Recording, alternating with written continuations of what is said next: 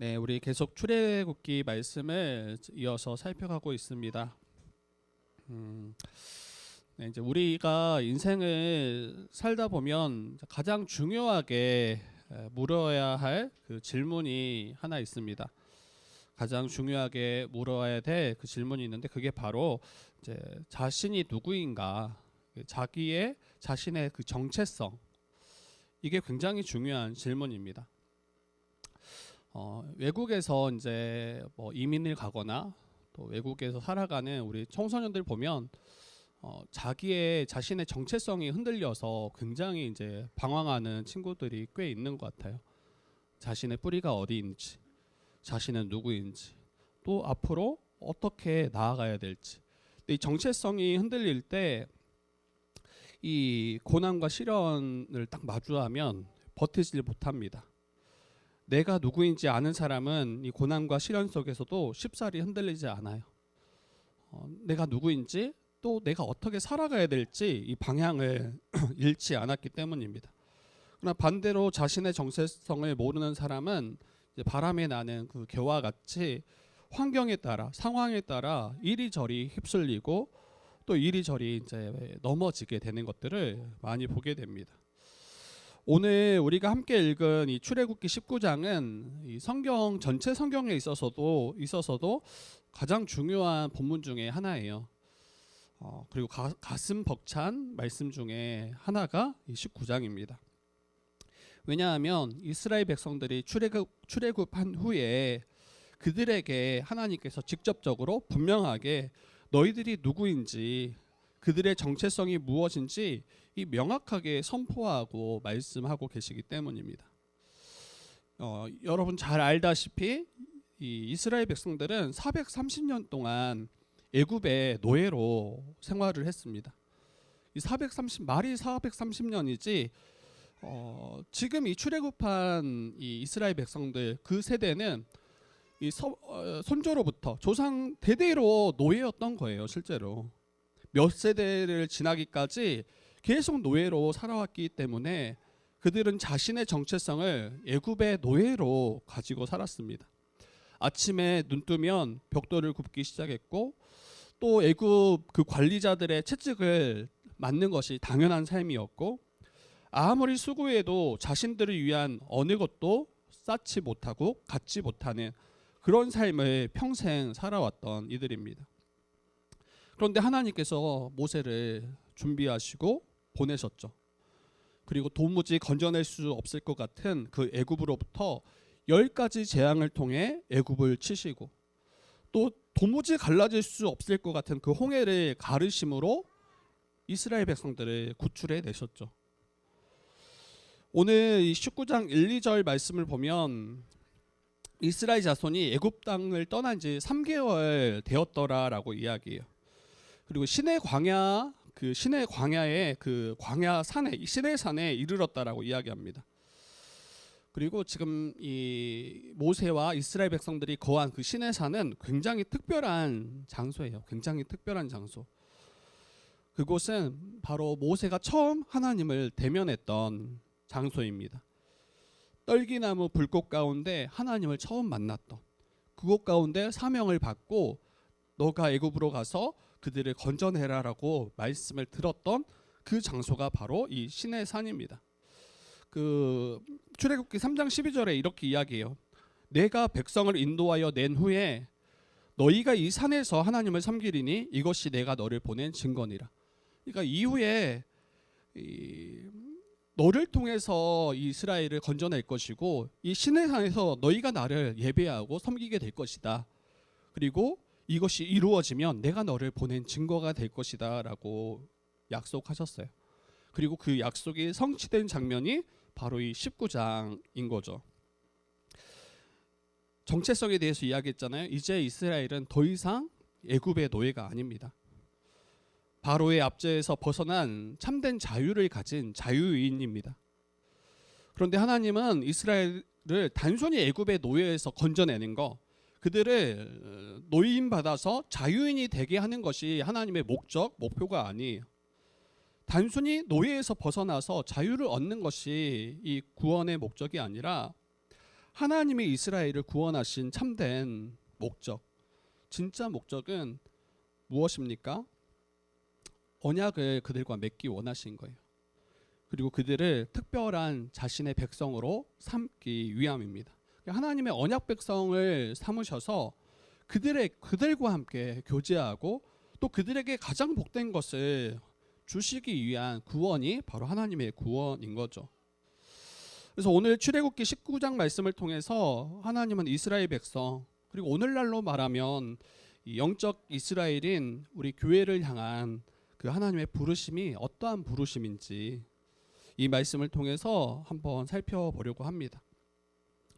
첫 번째로는 우리 19장 4절 말씀 한번 읽어볼까요? 오늘 이제 19장 전체를 이야기하긴 할 겁니다.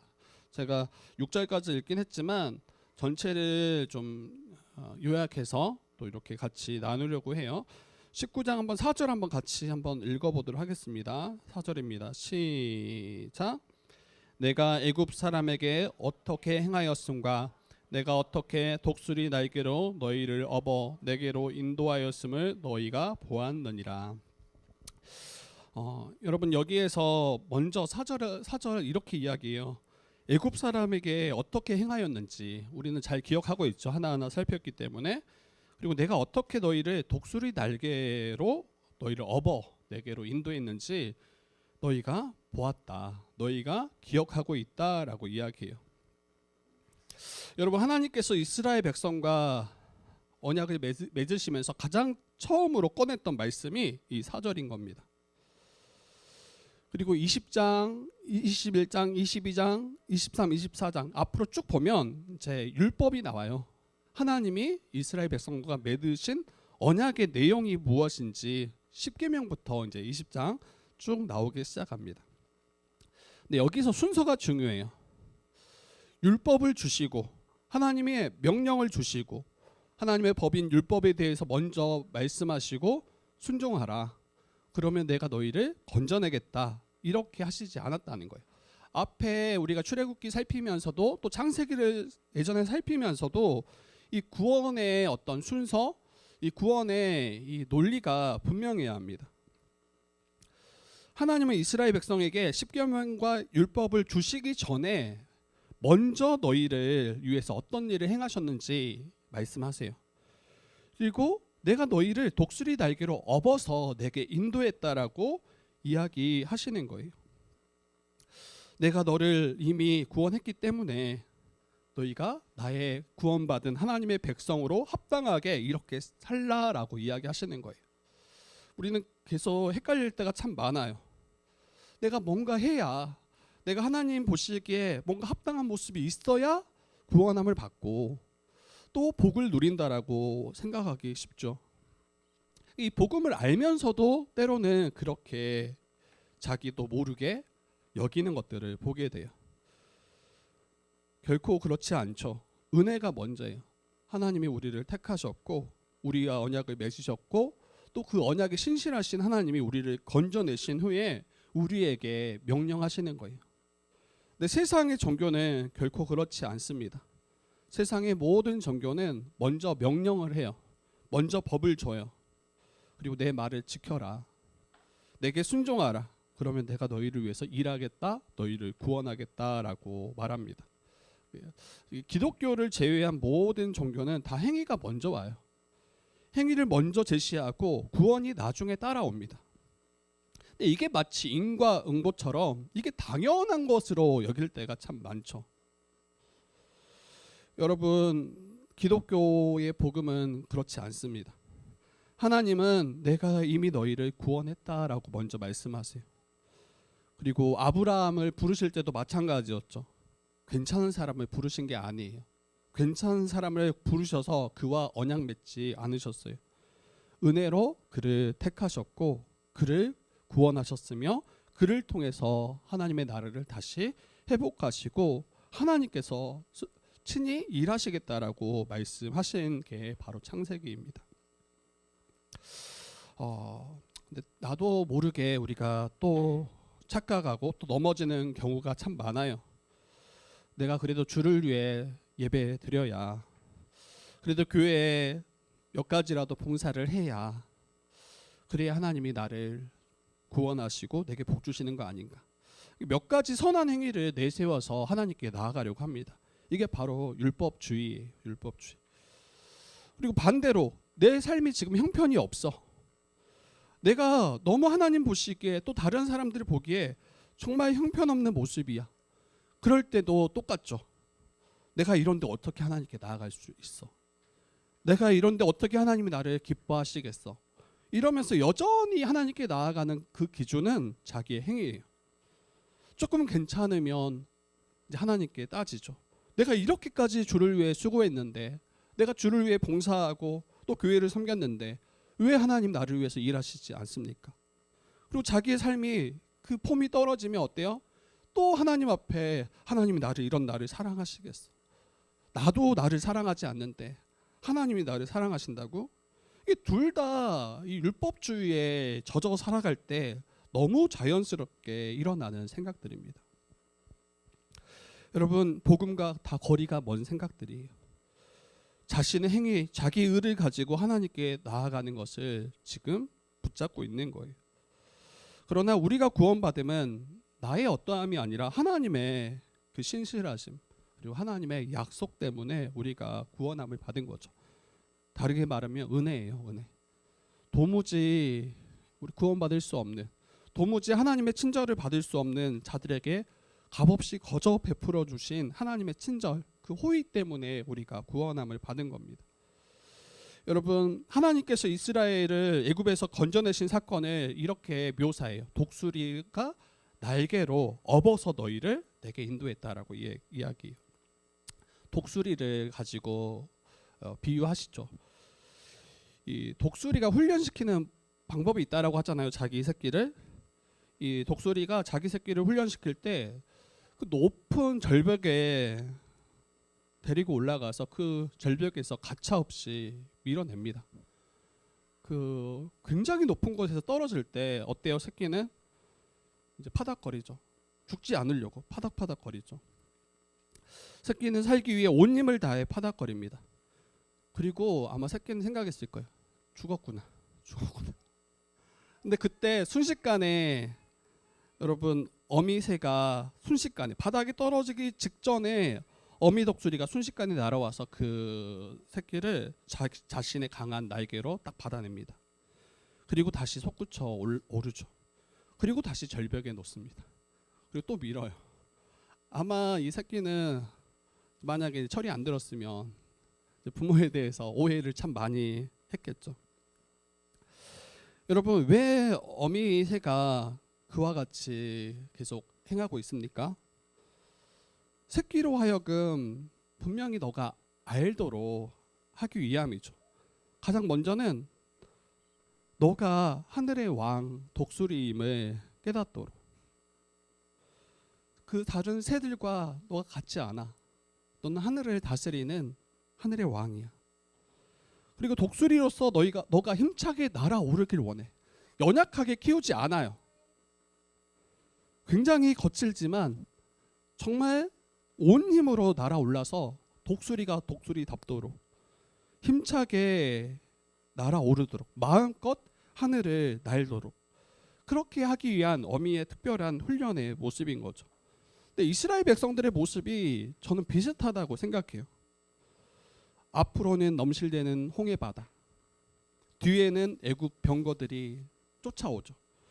앞으로 가도 죽고 뒤로 가도 죽고, 마치 새끼새가 절벽 아래로 떨어져 내리고 있는 것처럼 보입니다. 또 홍해를 건넜을 때도 어때요? 하루는 마실 물이 없어서 목말라 죽을 것 같고, 또 하루는 먹을 것이 없어서 굶주려 죽을 것 같고, 또 하루는 아말렉 군대가 쳐들어와서 칼에 찔려 죽을 것 같고, 분명 절벽에서 떨어져 죽는 것처럼 보입니다. 근데 그때마다 하나님은 버려두지 않으시죠. 거의 죽을 뻔할 때, 거의 땅에 부딪힐 법할 때, 그때 하나님은 거대한 독수리와 같이 그의 날개를 펴셔서 이스라엘 백성들을 업고 날아오르십니다. 홍해를 가르셨고 반석을 쳐서 물을 내셨고 하늘에서 만나와 메추라기를 비같이 내리셔서 그들을 먹이셨죠. 낮에는 구름 기둥으로 밤에는 불 기둥으로 그들을 인도하셨습니다. 다시 말씀드리지만 이스라엘이 무언가 잘해서 그 모든 은혜를 누린 게 아니에요. 남들보다 좀 더 도덕적이고 깨끗하고 하나님을 향해 헌신되었기 때문에 그들을 택하셔서 건져내신 게 아니라 전혀 자격 없는 자들이에요. 불평하고 원망하고 죄와 사망에 노예됐던 자들, 세상의 쾌락과 사탄의 그 압제 아래 어쩌지 못하고 늘 신음했던 자들. 근데 그러한 자들을 하나님이 독수리 날개로 업어 구원해 내신 거예요. 예수 그리스도께서 십자가에서 흘리신 그 보혈의 공로로 우리가 구원함을 받은 거죠. 여러분, 신앙생활이 힘들어질 때가 있어요. 신앙생활을 하면서 힘들 때가 있어요. 내 모습이 굉장히 초라해 보일 때가 있어요. 이렇게 신앙생활을 해도 여전히 나는 세상에서 아무것도 아닌 것 같고 초라해 보이고. 여러분, 그때 4절 말씀을 기억하셨으면 좋겠어요. 하나님은 그 불꽃과 같은 눈동자로 우리를 향해서 그 시선을 한 번도 거두신 적이 없어요. 죽을 것 같아 보여도 결코 버려두지 않으시고 하나님이 그의 날개로 우리를 받아내십니다. 그래서 우리와 함께 비상하시죠. 그리고 우리에게 깨닫도록 하시는 거예요. 너희가 그런 다른 세상에 다른 게 아니라 너희는 독수리야. 너희는 하나님의 백성이야. 하나님의 자녀야. 내가 너를 붙들고 있어라고 우리에게 말씀하고 계십니다. 그래서 우리는 먼저 하나님이 베푸신 은혜를 다시 기억해야 돼요. 그 은혜 위에 서셔야 돼요. 그 주님의 날개 아래 우리가 거하셔야 됩니다. 두 번째로는 여러분, 하나님께서 이 이스라엘 백성들에게 세 가지 정체성에 대해서 분명하게 말씀하십니다. 너희는 이러한 존재야라고 말씀하세요. 은혜를 먼저 상기시키시죠. 아까 너를 위해서 애굽에서 내가 어떻게 행했는지, 그리고 너희를 어떻게 날개로 그 독수리 날개와 같이 그들을 업어서 건져내셨는지를 먼저 말씀하신 후에 너희들이 어떠한 존재가 되었는지 또 앞으로 어떻게 살아야 될지를 분명하게 말씀하세요. 그게 오늘 6절 말씀입니다. 우리 6절 한번 5절 6절 같이 볼까요? 5절 6절 여러분들이 한번 다시 읽어주시면 좋겠습니다. 시작.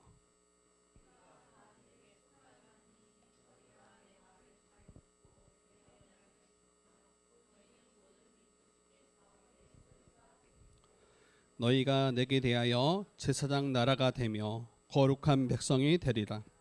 너는 이 말을 이스라엘 자손에게 전할지니라. 아멘.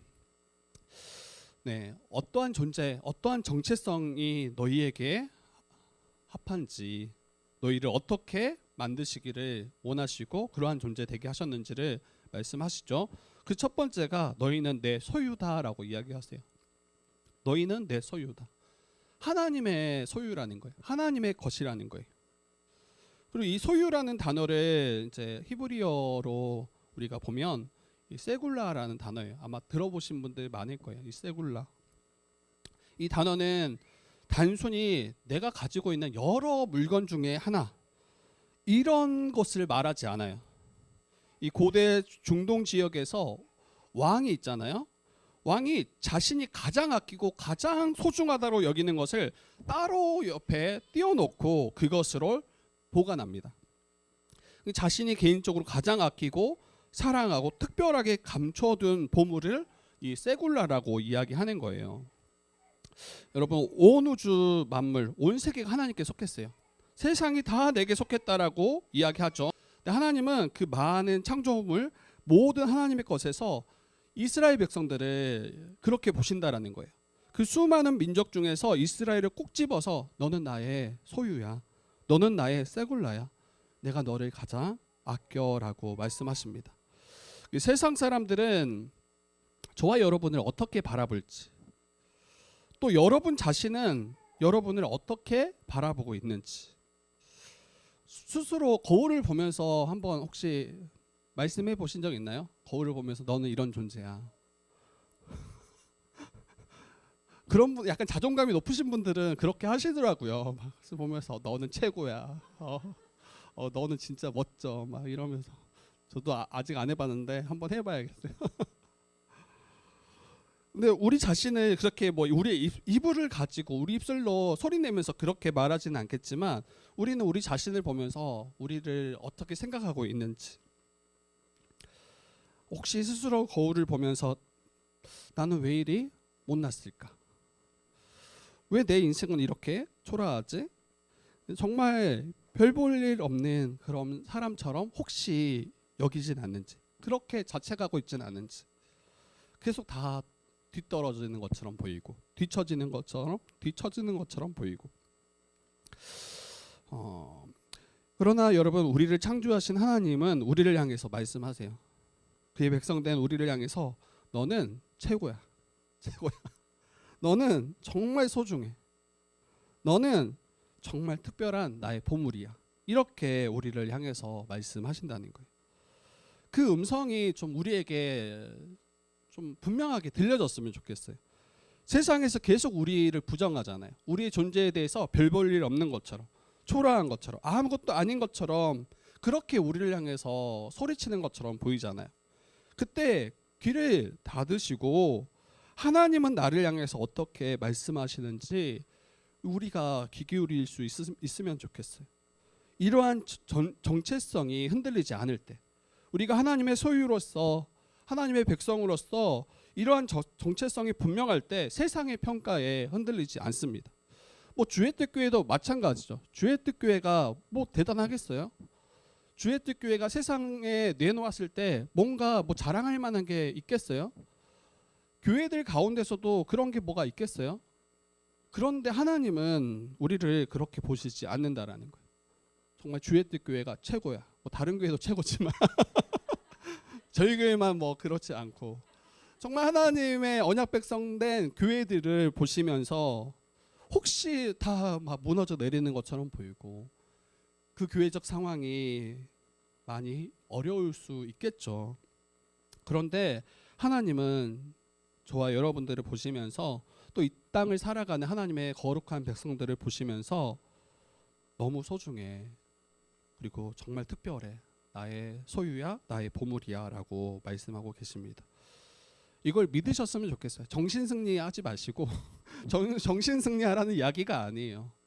정말 우리의 정체성이 그러하다, 하나님이 나를 그러한 존재로 지으셨다라는 것을 우리가 기억하셔야 돼요. 그런데 또 약간 또 저와 여러분들이 흔들릴 만한, 또 약간 오해할 법한 그 말씀이 어찌 보면 5절일 수 있어요. 세계가 다 내게 속하였나니 너희가 내 말을 잘 듣고 내 언약을 지키면 너희는 모든 민족 중에서 내 소유가 될 거야 라고 이야기하시잖아요. 또 약간 이제 흔들리죠. 그러면 그렇지, 하나님 말씀 잘 들으면 하나님이 소유 삼겠다라고 하신 거잖아. 하나님의 언약을 지키면 그때 소유 삼겠다라고 말씀하신 거잖아. 나는 여전히 하나님 말씀에 귀 기울이지 않고, 나는 하나님 말씀을 순종하지 않고 하나님의 언약을 너무 쉽게 깨는 자가 나인데, 나는 이제 틀렸어. 내가 무슨 하나님의 소유야, 내가 무슨 특별한 하나님의 보물이야, 이렇게 또 우리가 착각하거나 오해하기 쉽습니다. 그런데 여러분, 순서를 다시 잘 기억하세요. 4절이 먼저예요. 4절을 먼저 주시고 5절을 말씀하시는 거예요. 하나님께서 대적된 애굽을 어떻게 행하셨는지, 하나님께서 그의 백성들을 위해서 어떻게 업어서 하나님께 인도하셨는지, 이게 먼저예요. 이게 먼저예요. 이것을 오해하시면 또 다시 율법주의로 흘러가게 됩니다. 조건절처럼 보이지만 4절이 먼저 있다라는 걸 기억하세요. 우리는 정말 불순종하는 자가 맞아요. 하루만 살아도 하나님께 우리가 하나님의 저주와 진노 받기 합당할 정도로 정말 날마다 불순종하고 날마다 범죄하고 날마다 불평하고 원망하는 자가, 언약을 하루에도 수십 번 깨트리고 실패한 자가 저와 여러분들 맞아요. 그런데 그 언약에 신실하신 하나님께서 우리를 위해 길을 내시고 우리를 위해서 신실하게 행하심으로 우리를 하나님의 백성에 합당한 존재로 빚어가시겠다라고 약속하시는 거예요. 그리고 그 약속이 어떻게 성취됩니까?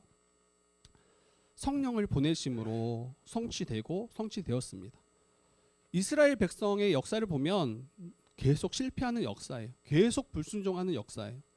그때 하나님께서 선지자를 통해서 에레미야나 또 다른 선지자들을 통해서 내가 새 영을 너희에게 부어주겠다라고 약속하시죠.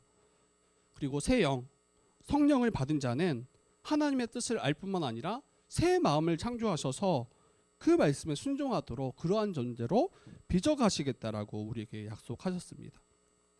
그래서 우리로 하여금 우리에게 이 하나님의 뜻을 깨닫도록 우리의 마음의 그 바위에 하나님의 뜻을 새겨주시고 신비라고 하죠. 그리고 우리로 하여금 그 말씀을 따라 순종하도록 새 마음을 창조하셔서 우리를 빚어가십니다. 알아요. 여전히 부족하다라는 거 알아요. 그런데 우리에게 그 어떠한 키가 있더라면 우리는 망할 수 없지만 하나님이 그 키를 하나님이 붙잡으시고 우리를 이끌어 가신다라는 것을 우리가 잊지 말았으면 좋겠습니다. 두 번째로는 너희는 제사장이 될 거다라고 말씀하세요. 너희는 제사장 나라가 될 것이다. 제사장 여러분 여러 번 들으셨겠지만 어떤 직분입니까? 제사장은 그의 백성된 세상과 하나님과 그 사이를 연결해주는 다리의 역할을 하는 자들이 제사장이에요. 죄로 인하여 하나님께 나아갈 수 없는 그들의 죄를 다루는 자들이 바로 제사장이죠. 그리고 구약 때는 동물의 제사를 통해서 그들의 죄를 속죄하고 하나님께 나아가 용서를 받고 또 하나님의 말씀을 백성들에게 가르치고 전달하는 자가 이 제사장이었습니다. 그런데 이스라엘 너희가 제사장이다라고 이야기하는 거예요. 이스라엘 레위 지파만 제사장이 아니라 이스라엘 너희가 제사장 나라 될 거다라고 이야기하세요. 이 말이 무슨 말입니까? 하나님께서는 이스라엘만 구원하실 계획이 아니신 거예요. 하나님께서는 이스라엘을 통해서 모든 열방이 하나님께 나아오도록 그 놀라운 사명을 이스라엘에게 맡겨주셨음을 이야기하는 거예요. 이스라엘만을 위하신 하나님이 아니에요. 기독교는 이스라엘의 종교가 아니에요. 하나님께서 애굽에서 그들을 건져내신 것은 그들을 구원하심도 있지만 이스라엘을 제사장 나라 삼으셔서 하나님을 알지 못하는 열방이 하나님께 나아오도록 그들을 축복의 통로로 쓰시겠다라는 하나님의 그 원대한 계획을 가지고 이스라엘을 부르신 장면입니다. 왜 우리를 구원하셨는지를 다시 기억하셔야 되겠죠. 그리고 오늘날 모든 교회에 주신 동일한 사명이기도 합니다. 이 베드로전서 2장 9절 말씀 동일하게 우리에게 이야기하죠. 너희는 택하신 족속이요 왕 같은 제사장들이요 거룩한 나라요 그의 소유가 된 백성이니라고 베드로가 신약의 교회를 향해서 이야기하는 거예요. 너희는 왕 같은 제사장이다. 거룩한 나라다. 그의 소유가 된 백성이다. 그래서 우리가 어떠한 이 사명을 우리에게 받고 감당해야 되냐면 세상과 하나님의 사이를 연결하는 그 다리를 놓는 그 제사장으로서의 사명을 감당해야 합니다. 우리만 구원하시고자 우리를 이끄신 게 아니라는 거예요. 우리를 그것을 위해서 부르신 게 아니라 우리의 가정과 또 여러분의 직장과 또 우리가 속한 학교에서 여전히 주를 알지 못하고 믿지 못한 그들이 주님께 돌아오도록 주님께 나아가도록 그 다리를 놓는 사명이 저와 여러분에게 있습니다. 우리끼리 만족하고 우리끼리 즐거워하는 것이 하나님의 뜻이 아니에요. 상처받고 깨어진 세상 속에 들어가서 그들을 위해 중보하고 그들을 하나님께로 인도하는 그 사명, 복음을 증거하고 하나님의 사랑을 나누는 그 사명이 저와 여러분에게 또 우리 교회에 교회된 우리에게 주어진 것입니다. 세 번째로는 너희는 거룩한 백성이 될 거다라고 이야기해요. 너희는 거룩한 백성이 될 거다. 거룩의 의미 잘 아시겠지만 구별되다라는 뜻이에요. 세상 사람들과 구별된 삶을 살도록 하나님 백성으로 부르셨다라는 거예요. 애굽에 거했을 때는 그들은 애굽 사람들과 다르지 않게 살았을 게 분명합니다. 애굽 사람들이 섬기는 그 우상들을 그들 또한 섬겼을 것이고 애굽의 타락한 문화 가운데 그들도 함께 젖어 살았을 게 분명합니다. 그러나 더 이상 이제는 그들과 같지 않음을 분명하게 말씀하시는 거예요.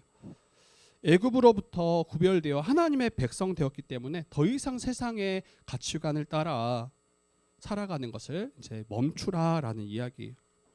그래서 하나님의 백성답게 구별되어서 이 땅을 살아가는 것, 이게 바로 하나님이 우리를 부르신 이유입니다. 이 세계관 강의에서도 계속 말씀드리지만 세상과 똑같은 일을 하는 것처럼 보여요. 같은 직업이에요.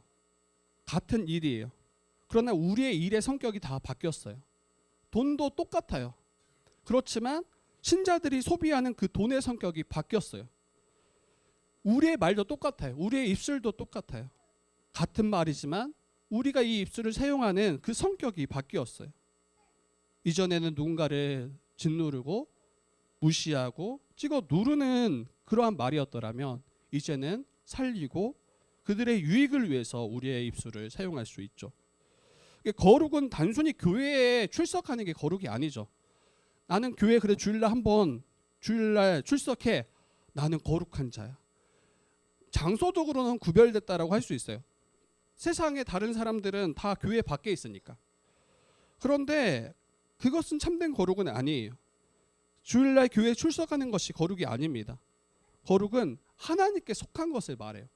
왜 거룩하고 구별되었냐 할 때 우리의 삶이 하나님께 속했기 때문에 거룩하다라고 말하는 거예요. 여러분, 하나님의 백성인 정체성을 가지고 세상 속에 살아갈 때 그때 참된 거룩, 세상 속에서 살아가는 신자의 정체성을 가지고 살아가는 것이 거룩한 백성의 모습입니다. 세상 사람들은 여전히 돈과 명예, 자기의 출세, 권력에 이것에 목을 메고 그것을 쫓아 살아가기에 급급합니다. 그러나 거룩한 백성은 그들의 삶의 목적이 바뀌었어요. 하나님과 이웃을 사랑하는 것이 우리의 삶의 목표가 됩니다. 이웃을 섬기고 그들을 위해서 때로는 희생하는 것. 정말 세상은 불의하고 진실되지 못할 때 정직하고 진실하게 살아가는 것. 이게 다 우리의 믿음의 싸움의 자리이잖아요. 여러분, 우리가 세상과 똑같이 살아간다면 주일날 한번 출석하고 세상과 똑같이 똑같은 모습으로 살아가고 있더라면 여러분, 우리는 거룩한 자가 아니에요. 그리고 여기도 똑같아요. 우리의 삶 때문에 우리가 거룩해지는 게 아니에요. 앞에서도 이야기했지만 우리가 예수를 믿고 그 예수 그리스도께 속했기 때문에 거룩한 자가 되었고, 거룩한 자로서 어떻게 살아가야 될지 그 하나님의 뜻을 구하고 살아내는 게 바로 우리의 거룩한 모습인 거죠. 여러분, 이제 10절에서 25절 전체를 제가 짧게, 앞에가 많이 제가 힘을 줬더라면 10에서 25절은 좀 짧게 제가 마무리하려고 합니다. 이스라엘 백성들은 이 8절에서 하나님께서 또 이렇게 말씀하십니다. 우리 8절 한번 같이 읽어볼까요? 8절 같이 읽어보겠습니다. 8절 시작.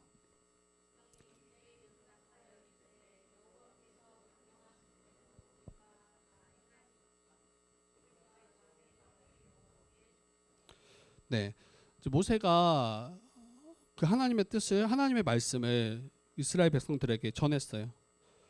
그때 이 명령하신 그 모든 말씀을 우리가 지키겠나이다 이렇게 화답하는 장면이 이 8절, 9절 말씀이죠. 그리고 10절에 또 이렇게 이야기합니다. 하나님과 교제하기 위해서 백성들이 해야 할 구체적인 어떤 준비 과정이 나오는데요. 이제 자기 스스로 성결해지는 것, 자기 스스로 성결하게 하고 옷을 이제 빠는 것, 이 내면의 거룩함 또 외면의 청결함을 다 요구하십니다. 하나님은 거룩한 분이시기 때문에 우리의 죄악된 모습 그대로 아무런 준비 없이 하나님 앞에 서는 것이 합당하지 않다 말씀하시는 거예요. 혹시나 하나님께 우리가 그러한 준비 없이 그 하나님이 거하시는 그 산 주위를 이제 돌아다니거나 그 산 위로 올라가게 될 때 그때 하나님께서는 그들에게 심판하시고 그들을 치시겠다라고 엄중하게 말씀하세요. 그리고 마침내 이제 3일 아침이 되었습니다. 이 16절에서 19절 말씀을 보면 어떻게 묘사하고 있냐면 한번 볼까요? 우리 16절 18절 한번 읽어봅시다. 18절 19절 같이 한번 읽어봅시다. 18절 19절 시작. 시내 산에 연기가 자욱하니 여호와께서 불 가운데서 거기 강림하심이라. 그 연기가 옹기가마 연기같이 떠오르고 온 산이 크게 진동하며 나팔 소리가 점점 커질 때에 모세가 말한즉 하나님이 음성으로 대답하시더라. 네, 지금 이 시내산 위에 우레와 번개가 빽빽한 구름이 덮이고 있고 나팔 소리가 매우 크게 이제 울려 퍼지고 있습니다. 그리고 그 가운데 하나님이 강림하시겠다라고 말씀하세요. 그래서 하나님의 그 위엄과 또 하나님의 그 영광이 얼마나 압도적인지 우리가 이렇게 말로 이야기할 때는 그것을 온전히 우리가 느끼지 못할 거예요. 근데 그 가운데 있는 이스라엘 백성들은 정말 번개가 치고 구름이 빽빽하게 이 구름이 덮여 있고 그 가운데 온 세상에 그 나팔 소리가 울려 퍼질 때 하나님이 얼마나 어미하신지 하나님이 얼마나 거룩하신지 우리가 그 이스라엘 백성들이 아마 보게 되었을 거예요. 압도적인 그 하나님의 크심을 알게 되었을 거예요. 그리고 다시 한번 이 그 경계를 넘어서 우리가 함부로 여호와께 나아가려 할 때 죽겠구나 깨닫게 되었을 거예요. 저는 이제 이 말씀 보면서 우리가 오늘날 잃어버렸던 하나의 어떤 태도, 하나님을 향한 자세 하나가 있겠다라는 생각이 들더라고요. 이 하나님을 향한 경외함, 하나님을 향한 경외심. 우리가 이제 사랑의 하나님, 은혜의 하나님, 또 나의 친구 되시는 예수님 이런 개념에 굉장히 익숙하고 그게 틀리지 않습니다. 그런데 그와 더불어 하나님의 창조주 하나님이심을 거룩한 하나님이심을 우리가 잊지 말아야 돼요. 하나님에 대한 두려움과 떨림을 잃어버릴 때가 참 많아요. 하나님이 우리를 얼마나 사랑하시는지 맞아요. 틀리지 않아요. 근데 동시에 죄된 인간이 결코 나아갈 수 없는 그와 그에게 다가갈 수 없는 정말 어미하시고 거룩하신 영광의 하나님임을 우리가 잊지 말아야 합니다. 우리의 예배가 때로는 혹시 너무 가볍지 않은지, 왜 우리의 신앙생활에서 이런 감격들이 계속 희미해져 가고 있지는 않은지, 하나님을 향한 거룩한 두려움을 우리가 상실할 때 일어나는 일 같아요. 일상을 살아갈 때 하나님이 마치 안 계신 것처럼, 하나님이 정말 살아계신 우리의 하나님이 아닌 것처럼, 마치 하나님 없는 것처럼 우리가 행하고 말할 때가 참 많이 있는 것 같아요. 여러분, 이스라엘 백성들이 시내산 앞에서 두려워 떨며 자기를 위해 성결케 했던 것들, 여러분 하나님이 얼마나 두려운 분인지 그들이 알고 있기 때문입니다. 또 한 가지, 이제 너무 또 이렇게 두려움만 제가 이야기하면 안 되겠죠. 한 가지 놀라운 이제 복음, 이미 잘 아시겠지만 구약의 이스라엘 백성들은 하나님께 나아가는 게 이건 죽음이었어요. 그래서 하나님이 쳐놓으신 경계선 밖에서 두려워 떨며 지낼 수밖에 없었죠. 짐승들이라도 그 경계선을 넘으면 죽이시겠다라고 말씀하셨어요. 근데 신약을 살아가는 신자들은 여러분 어떻게 살아갑니까? 결코 다가가면 안 되고 하나님께 나아갈 수 없는 그 죽음의 공포를 뛰어넘어서 하나님께 나아갈 수 있는 자가 바로 신자들입니다. 그러니까 구약의 성소를 보면 지성소가 있죠. 성소가 있고 지성소가 있는데 거기에는 1년에 딱 한 번 대제사장만 들어가서 하나님께 제사 드릴 수 있었던 곳이에요. 그곳으로 들어가면 하나님이 죽이시겠다라고 말씀하셨죠. 그런데 오늘날 살아가는 신약을 살아가는 신약 시대를 살아가는 우리는 여러분 언제나 아무 때나 그 하나님을 향해서 나의 아버지로 고백하며 그 하나님께 나아갈 수 있는 길을 하나님이 열어주셨다라고 이야기해요. 예수 그리스도가 십자가에서 죽으실 때 이 성소의 휘장이 위로부터 아래로 찢어졌다라고 이야기하죠. 하나님과 우리 사이를 가로막던 휘장이에요. 우리를 보호하기 위해서. 근데 그 휘장이 찢어졌어요.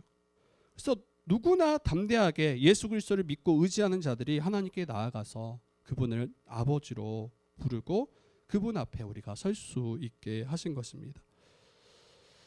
지극히 거룩하셔서 쳐다보기만 해도 죽을 수밖에 없었던 우리였는데 우리의 가장 사랑하는 아버지가 되어주셔서 우리를 맞아주시는 그 하나님의 모습을 우리가 잊지 말았으면 좋겠어요. 이제 말씀을 마치려고 합니다. 우리가 어떤 존재로 부르심 받았는지, 어떠한 정체성으로 저와 여러분을 부르셨는지 이 시간 잊지 않았으면 좋겠어요. 너는 나의 소유야. 제사장이야. 그리고 거룩한 백성이야. 그리고 이것으로 이러한 존재로 부르심은 우리가 괜찮아서가 아니다. 하나님의 은혜로 먼저 우리를 부르셨기 때문에, 구원하셨기 때문에 우리가 살아낼 수 있는 우리의 삶의 모습들인 거죠. 여러분, 시내산에 선 이스라엘 백성들을 향해, 그리고 오늘 이 예배 자리에 나온 우리를 향해 우리의 정체성이 무엇인지 분명하게 다시 말씀해 주십니다. 노예였던 자들을, 죄와 사망의 노예였던 자들을 하나님의 날개로 업어서 우리를 이끌어내신 분, 특별한 나의 소유라고 우리에게 말씀하시고, 그리고 도무지 하나님께 나올 수 없는 세상을 향해서 우리가 세상을 잇는 그러한 제사장 되도록 우리를 부르셨다라는 거. 그래서 이번 한 주간 세상을 살아가면서, 우리 한 주를 살아내면서 이 정체성을 가지고 좀 살아내는 싸움을 하셨으면 좋겠어요. 직장에서 나는 누구인가, 가정에서 또 사람들과의 많은 관계 속에서 하나님의 소유로 거룩한 백성으로, 제사장으로 좀 자기의 정체성을 가지고 살아내셨으면 좋겠어요. 그래서 우리를 부르신 그 부르심에 합당하게 응답하고 세상을 우리가 살아내는 저와 여러분들 되기를 주님의 이름으로 축복합니다.